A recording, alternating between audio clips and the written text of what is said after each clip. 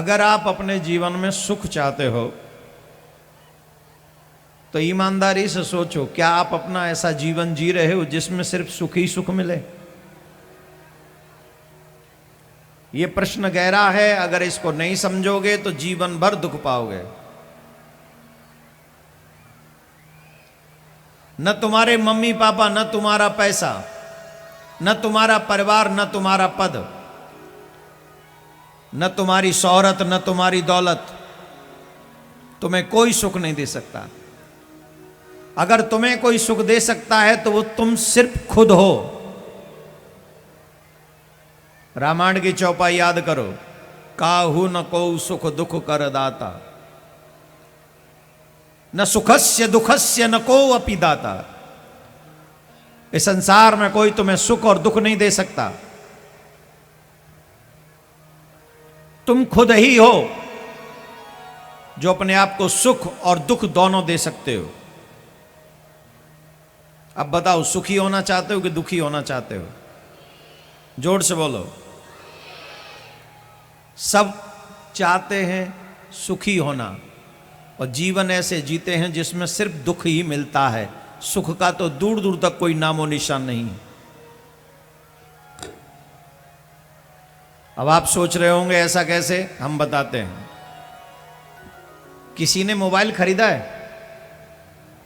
हाँ या ना? टीवी खरीदा है? लैपटॉप खरीदा है? गाड़ी खरीदी है? घर के लिए और कोई सामान खरीदा है? शादी हो गई? पार्टनर कैसा चाहिए था कुछ? अच्छा बताओ, मोबाइल खरीदने से पहले प्लानिंग करते हो कि नहीं? जवाब देते जाना सटासट सटासट एकदम। मोबाइल खरीदने से पहले प्लानिंग करते हो कि नहीं? टीवी सेट खरीदने से पहले प्लानिंग करते हो कि नहीं? जोर से बोलो। घर बनाने से पहले प्लानिंग करते हो कि नहीं? शादी करने से पहले प्लानिंग करते हो कि नहीं? इवन बच्चे कितने होने चाहिए ये भी प्लानिंग करने लगे आजकल के पढ़े लिखे बच्चे। वो बच्चे कौन से स्कूल में जाएंगे इसकी भी प्लानिंग करने लगे आजकल के बच्चे। उन बच्चों को क्या बनाना है उनकी मर्जी के बगैर ये भी प्लानिंग करने लगे आजकल के लोग। मोबाइल की तो बात छोड़िए माय डियर, मोबाइल में कौन सी कंपनी की सिम होनी चाहिए इसकी भी प्लानिंग करते हैं। यस और नो? इन छोटी छोटी चीजों की प्लानिंग करते हो, पर कभी प्लानिंग नहीं की है। Have you ever planned how to live life? जिंदगी कैसे जीनी चाहिए कभी इसकी प्लानिंग की है? जीवन कैसे जीना चाहिए कभी इसका प्लान किया? हां या ना? जो किसी ने कह दिया वही करते चले गए। दोस्तों ने कहा ये कर लो, कर लिया। फलाने ने ये कहा ये कर लो, हमने वो कर लिया। ये खा लो, खा लिया। ये पी लो, पी लिया। यहां चले जाओ, चले गए। ये देख लो, दिखा दिया। What is this? क्या है ये? ये जिंदगी तुम्हारी है, घूरे पे पड़ा हुआ कोई तिनका नहीं है कि कोई भी आएगा जैसे चाहेगा बताएगा और हम उसे वैसे यूज करेंगे। मेरे प्यारे हो, सुखी होने का जिम्मा तुम्हारे हाथ में है। जो दूसरों के इशारों पे नाचते वो कभी सुखी नहीं होते। जो अच्छा और बुरा सोच के कर्म करते हैं वही लोग हमेशा यहां भी सुखी रहते हैं और वहां भी सुखी रहते हैं।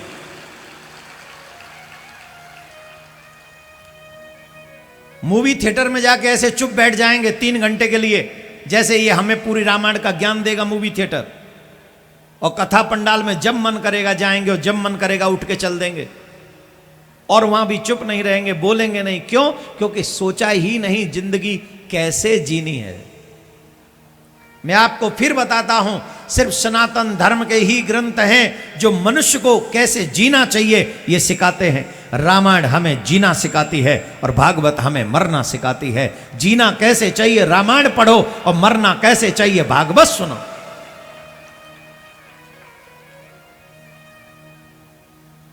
हम सच बोल रहे हैं। हमें ये सीखना ही पड़ेगा। आजकल हमारे बच्चों में, आजकल हमारे परिवारों में, अशांति का बीज बचपन से ही बो दिया जाता है। आजकल के छोटे छोटे बच्चे डिप्रेशन में जा रहे हैं साहब।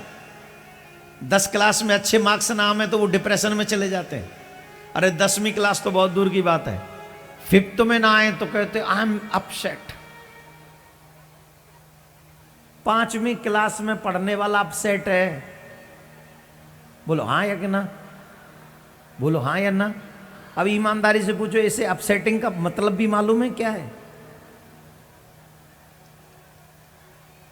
पर अपसेट है। क्यों अपसेट है? क्योंकि उसके पास आंतरिक बल नहीं है, इंटरनली स्ट्रांग नहीं है वो। और जितने भी बच्चे यहां पर पढ़े लिखे बैठे हैं, मैं आपके लिए भी गारंटी से कह सकता हूं, you don't have internally strongness. तुम्हारे पास भी आंतरिक बल नहीं है। रीजन, आंतरिक बल पिज्जा और बर्गर से नहीं मिलता है, आंतरिक बल पैसे से भी नहीं मिलता है, आंतरिक बल बहुत बड़ा पद मिल जाए उससे नहीं मिलता, आंतरिक बल बहुत बड़े धन वैभव से भी नहीं मिलता। आंतरिक बल सिर्फ सत्य से मिलता है, ईश्वर के भजन से मिलता है, सच्चाई के मार्ग से मिलता है। हाँ, धीरे ताली बजाओ, क्योंकि तुम तो वो चाहते ही नहीं।